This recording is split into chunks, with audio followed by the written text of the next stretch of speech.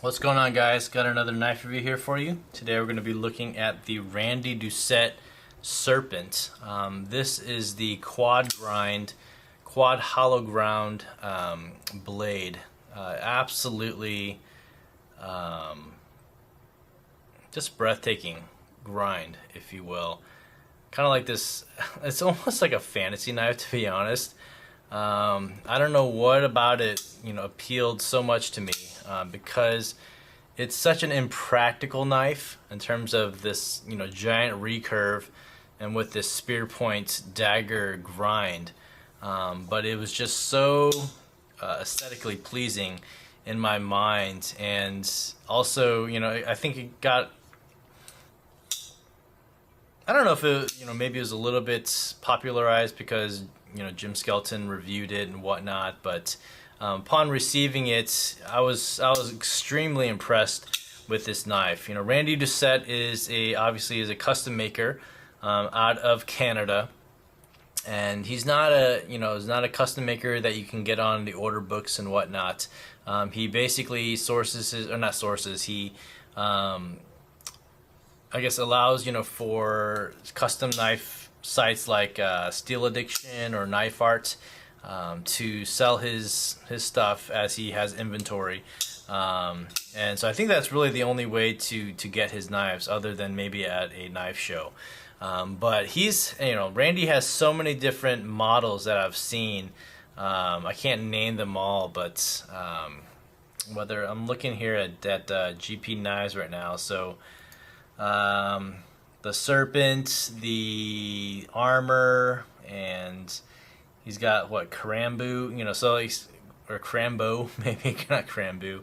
A lot of different, knife names, Interceptor, Problem Solver, so, Heat Seeker. There's some weird names out there for sure, but again, this one is the Serpent.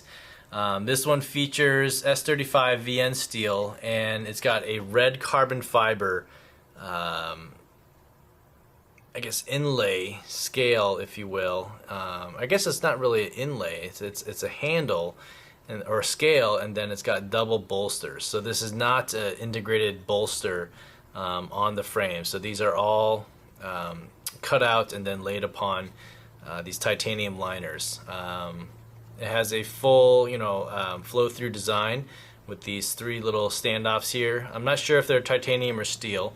Then it also has this coffin-style milled pocket clip, which is nice. It's got good flex, so it works well in the pocket. And then these custom-made pivots with these little drilled-out holes around there, and then even inside it's kind of like acid washed and then polished on the flatter or round areas of the screw. So a lot of nice detail, somewhat industrial design, if you will, with these screws, 3 screws or 4 screws on the front or top bolster, and then 2 screws on the back bolster here. So again, it gives that kind of a industrial feel. It's a large knife, 4-inch blade, but also extremely ergonomic. I would consider or classify this a fighting style knife. With this hilt that flips out. When you deploy it. So the flipper and this little edge right here on the top of the blade, works nicely as a hilt to really lock your hand in, and then the grip it just hugs your hand. There's no hot spots. It's nice and curved. There's one little, not a hot spot, but a place that catches you, where Randy milled out this line on the bolster. So it's a little bit sharp there, but outside of that, incredibly comfortable, whether reverse grip or regular grip. Again, just locks your hand in, even though there's no jimping, and there's no need for jimping. This edge right here is a false edge, so not sharpened at all. Extremely sharp obviously on the cutting edge from Randy. So incredible craftsmanship, workmanship on this knife. The cool thing about Randy is that everything from stock removal to sharpening to the handles, nothing is CNC machined at all.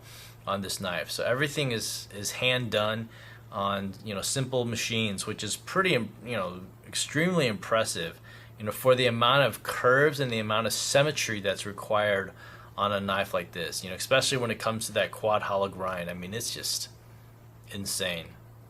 I should have wiped off the fingerprints to give it a little bit more justice, but it's just awesome.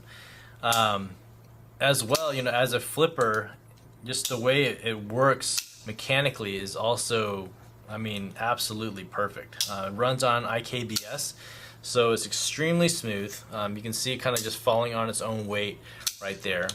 For the most part, just a little bit of coercing.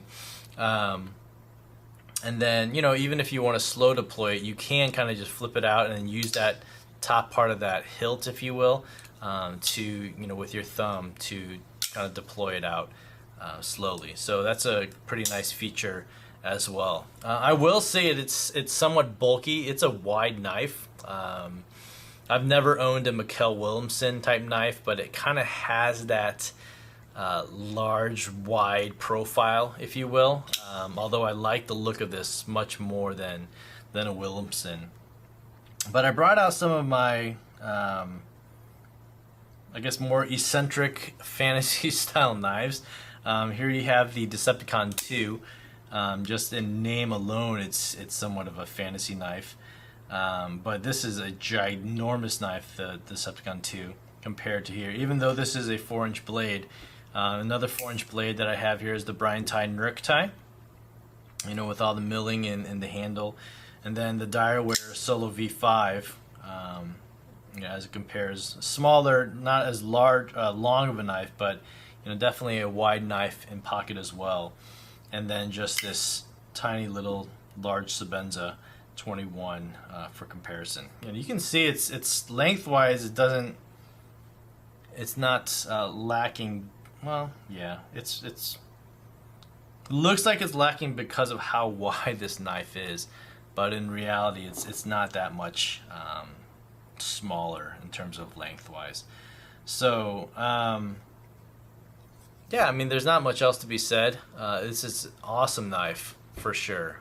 Ergonomically great, mechanically great. As a flipper, one that you would love to flip over and over. The detent is great, so it's, you know, really going to get to really pull down, and then it just flies out once you overcome that detent. So overall, just the design of this knife, the fit and finish of this knife, the choice of materials, it's really, really nice. So highly recommend Randy Doucette. His work, I mean, it's out there, so I think, you know, it's available if you're, you know, in the market and can afford the price.